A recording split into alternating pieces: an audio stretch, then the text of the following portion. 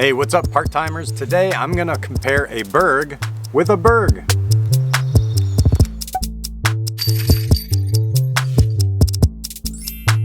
Today I'm gonna be comparing a K1 BERG to a K3 hard BERG.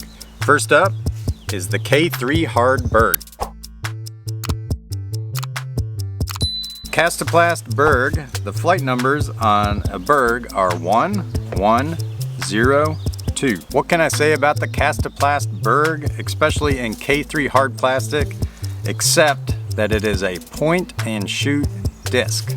I mean, you put it on a flat line, it's gonna stay flat. It's got maybe a tiny bit of fade at the end, but not very much at all.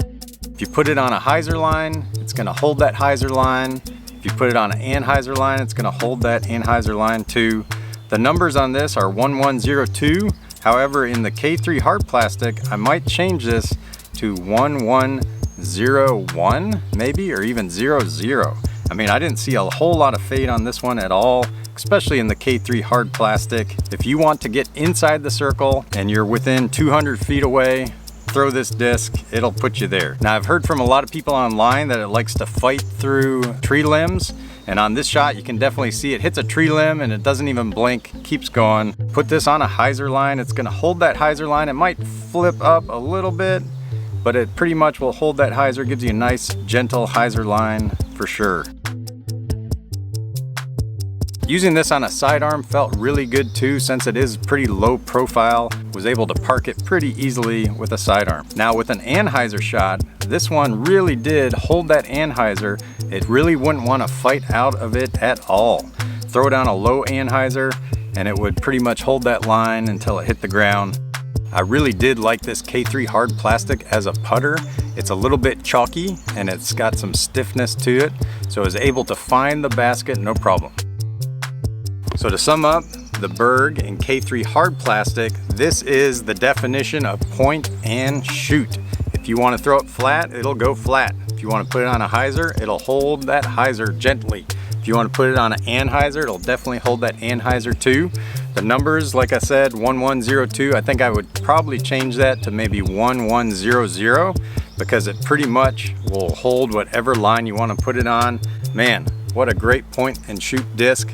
The fact that it's got that one glide on it, this would be a great approach disc because once you put it on a line, it's not gonna overshoot your line at all.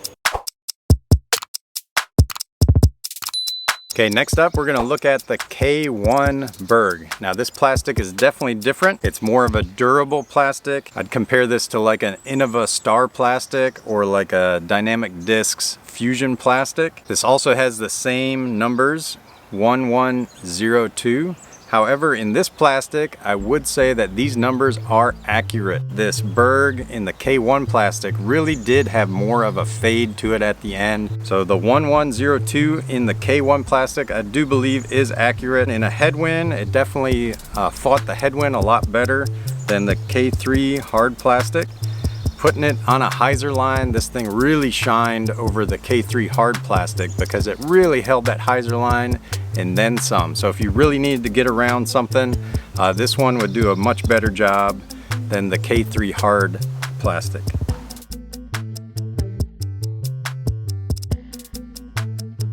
Now on a sidearm, this one felt really good too. Having that low profile was really easy to get it clean out of the hands, held the hyzer line, did a great job of going straight and finishing strong. Now on an anhyzer line, I really noticed the stability because on the big anhyzer shot, the disc fought out a little bit and finished a little bit more straight. And then on the second anhyzer, you'll notice it fought out totally and almost gave me a little bit of a hyzer at the end too. I think that just demonstrates the stability of the K1 plastic. As a putter, this one felt great too. If you like having that star type plastic as a putter, I think this would be a great one for you too. Performed exactly like the K3 hard one. To sum up the K1 BERG, I would say this is another great approach disc.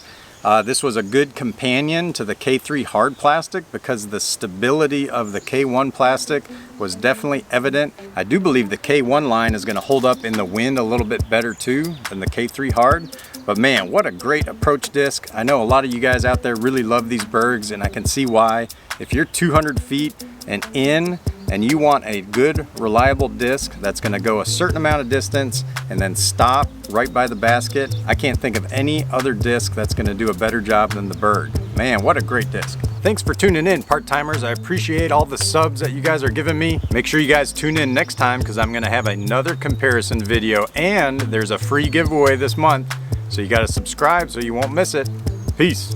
If you'd like to get one of these discs, head on over to tudiscgolf.com, use the code RIDER2022 for 5% off. We got these discs and more available there now.